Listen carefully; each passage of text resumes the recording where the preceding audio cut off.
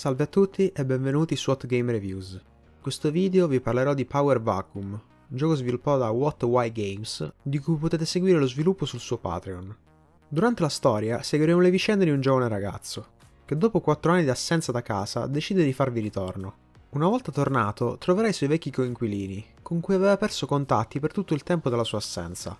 Ma oltre a loro troverà un'altra figura, un uomo anziano che insieme al protagonista gareggerà per cercare di ottenere il titolo di figura dominante della casa.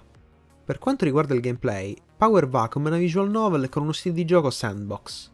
Dopo il breve prologo che ci farà incontrare i personaggi principali della casa e ci spiegherà in breve la situazione che si è venuta a creare con la nostra assenza, ci verrà subito chiesto se desideriamo disattivare il contenuto NTR, oppure se abbiamo intenzione di mantenerlo attivo e permettere all'anziano Hunter di vagare per la casa indisturbato e competere con il protagonista per la conquista degli altri inquilini.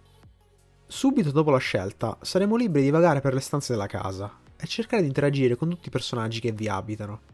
Nella stanza del protagonista vi sarà un robot, che una volta selezionato ci indicherà tutte le interazioni che dovremmo effettuare per completare il capitolo, e solo una volta che tutte saranno state completate sarà possibile proseguire nella storia.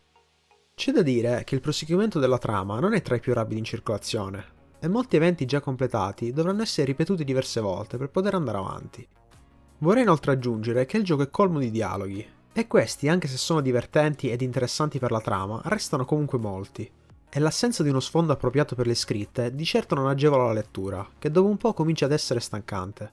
Just remember, one way to read faster is to read faster. Per quanto invece riguarda la storia, questa, anche se non tra le più credibili, è comunque gradevole da seguire, mantenendo la sua vena comica che porta avanti per tutti i capitoli. Probabilmente il punto di forza della storia sono proprio i personaggi, tutti caratterialmente interessanti e molto diversi l'uno dall'altro.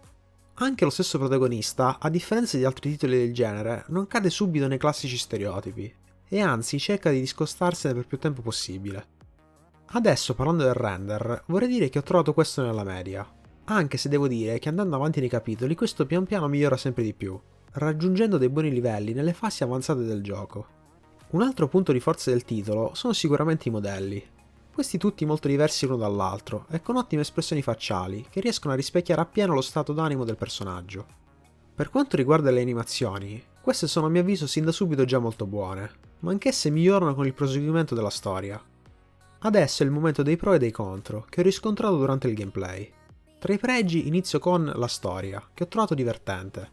Continuo con la caratterizzazione, ben fatta per ogni personaggio, il render di buon livello e le animazioni, che sono molto ben fatte.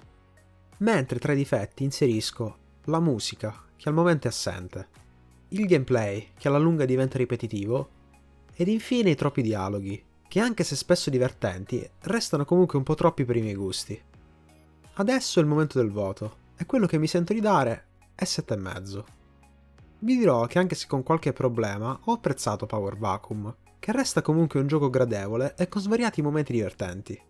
Grazie per aver seguito questa puntata di Hot Game Reviews. Lascio in descrizione la pagina Patreon dell'autore in caso vogliate dargli un'occhiata.